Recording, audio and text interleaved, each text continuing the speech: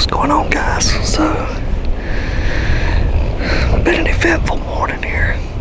I actually purposely came in late today, and I figured that later in the morning was going to be a better time for deer movement.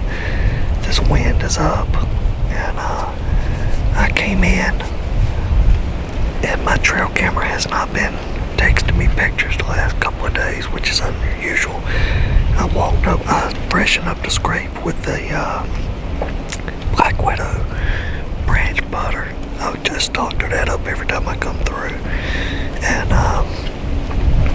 down where I've got my camera at, I've actually got corn down, and you can tell where deer have been walking in it and digging, like rooting around in the straw, around the pine straw. And it was, but I've got no pictures. Well, I get in my stand and check my camera, and it texted me pictures of myself. And when I did, other pictures showed up, and there was a little buck standing in that corn 7 minutes before I got here. So he walked off like he was going to the water hole, to the end of the water hole. So I climbed in the stand, got my stuff on, got settled in. No sooner than I got still, I heard running. I came in. That little buck came in following a bigger buck. Still not a shooter, young deer. He will be beautiful next year, but high, tall rack, wide. But literally, he looked like a 4 or 6 pointer, and I got him on camera. He actually walked by me. The little deer actually pegged me for a minute. I didn't budge. It didn't know what I was. It finally went over to the corn and started eating, and he literally stood there for 20 minutes eating corn. It has finally just fed off behind me. So, with those two bucks together like that, it's got me kind of curious as to what's going on here. Neither one of them went and checked that scrape. They wanted nothing to do with it. That tells me there's still a bigger buck in here. This is the same buck I killed the other buck in. And here in North Carolina, we get 2 buck tags. And I'm off now and next week as well, so I'm going to be putting into work. But the way those bucks are avoiding that scrape just tells me there's still a big buck in here. Now I've still seen massive tracks in the peanut field out there. And again, this is the farm that the Gladiator buck that I call. He likes to come on his farm during the rut. I have no idea where he's at other than this time of year. But he's old, he's an ancient buck. He probably has hardly no antlers left at this point, because his teeth have to be worn down really, really, really bad. He is an old deer. Like I say, he was a mature, full-grown deer in 2018. I mean, it's in like huge. And it would not surprise me if that deer ain't pushing 10 years old at this point, because he's, like, again, he looked 5 or 6 in the pictures that we got when we started hunting this farm. So, one buck is fed off this way, the other one went behind me back towards the cutover. I'm hoping that there's a bigger buck in here and that he may bump these does. I'm hoping the does will come in here and feed on this corn this morning. Hoping. And if there's a big buck in here, there's 3 mature does that stay together. And it would not surprise me if they wouldn't have a big buck with them, following them around. So, you guys stay tuned. I'm going to be here for a little while. See if I can, I heard something, but it's a squirrel. You know how that goes. A deer can sneak in here on you. And they'd be on top of you before you even know what to do. Darn little squirrel. Sound like a woman walking with 6 Walmart bags and some flip-flops.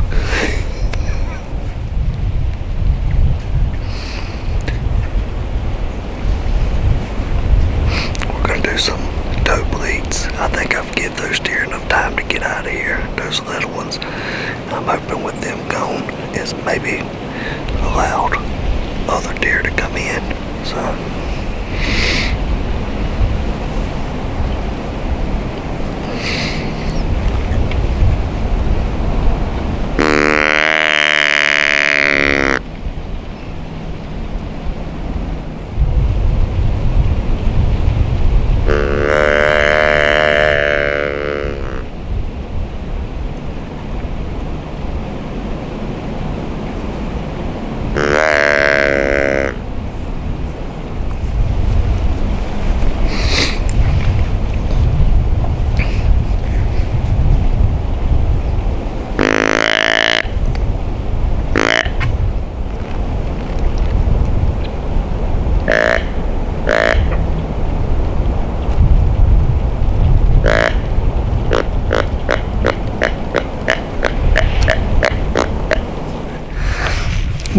had any more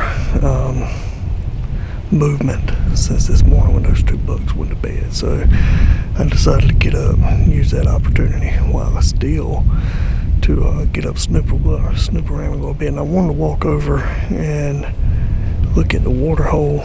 It is honestly several feet deep, as in or shallow rather. It's probably 8 feet beneath where it would typically be when it's full. But anyway, I want to kind of show you guys why I harp on having water, a water source for these deer to drink. Those deer came right by this morning, and I found the trail they actually walked in on. But what I'm gonna do is just show you guys what I was talking about as far as this little irrigation pond. So this is the trail that they come in on. You can tell where they've been walking. There's fresh tracks all the way in here.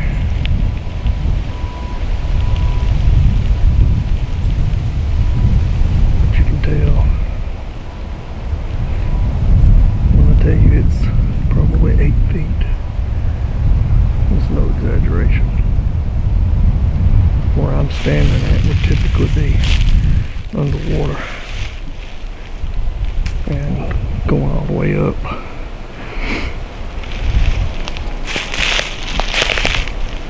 So again, I know I said this in another video, but during the rut, pre-rut and rut, especially the rut, when they're worn down, they're actually chasing. These deer have got to have water. So look for a water source. If you don't have a water source, put a water source in. You can buy the plastic little holding tanks, bury them, at least partially. Get them in there and bring your own water in there to them, and then the rain will hopefully, keep it a little bit more full. But anyway, I just wanted to explain that to you. A lot of times, regular times of the year, they will drink, but a lot of the moisture content they'll get is in the food that they eat, and that can keep them hydrated. But this time of year, they will not get enough water. And they've got to have hydration, so keep that in mind. So this was a scrape, and as you can tell, it's been fresh enough. I did not scrape this out today, but what I've been doing, I've been going down in these branches that are around it, and I've been freshening those up. So I've been freshening those up with the Black Widow branch butter, and it seems to be keeping them enticed. And a lot of people think it may be a little bit controversial, but I will actually pee in these scrapes myself, and once the air starts to hit them, starts breaking it down, immediately it starts to smell like ammonia, and that's literally what they're smelling. But now this forehead glands and stuff like that, that's unique, and I believe that smelling the kind of a fresh urine smell in the deer scrapes, and then smelling this actual gland scent on these licking branches over here, branches that they rake their foreheads in, and the glands. I believe that attracts them this morning. Before I still haven't seen a lot of hard rutting activity, and I don't think I've missed it because I've been hunting pretty hard over here, but it usually picks up later over here in the month of November. Every farm is different, but every farm is typically the same every year when it starts and ends. And And again, most of the big bucks that we see over here tend to show up later, like mid-November, towards the later weeks into November. So I have created a mock scrape right here, and if you look close on these leaves,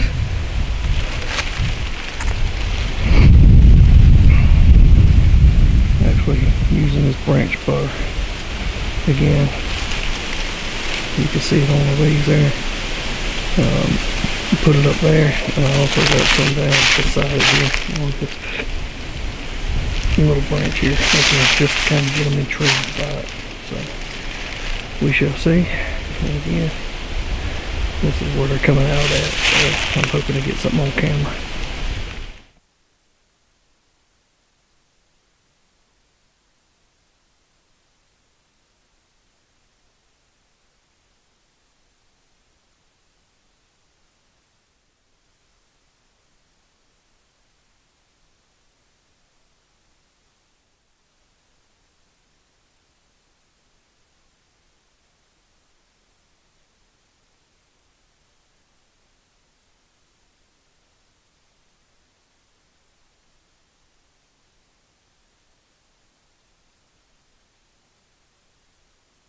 Well, I don't even know if I had the mic turned on for this camera or not, but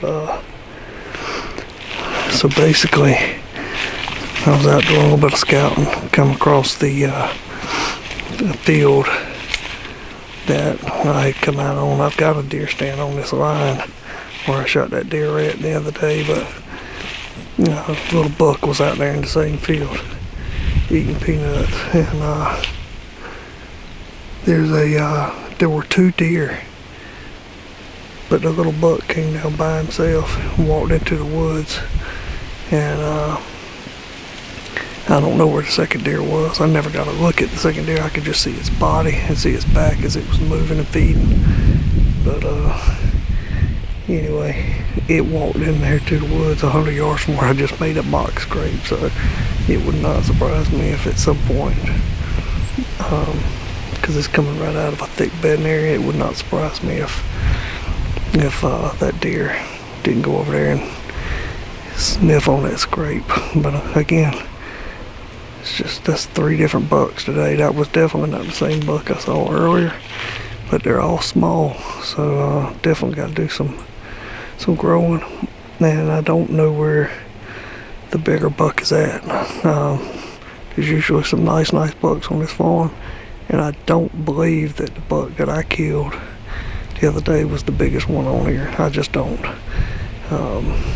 There's tracks that were out there in that field that were way bigger than the deer that I killed would have left, just looking at the size of it. But anyway, it's been an eventful day. If nothing else, I'm getting some intel. They are liking that side of the field. You know, like I say, I've got 2 tripods up on that same wood line, so we shall see. I'm gonna keep looking, see what kind of a sign that we find today.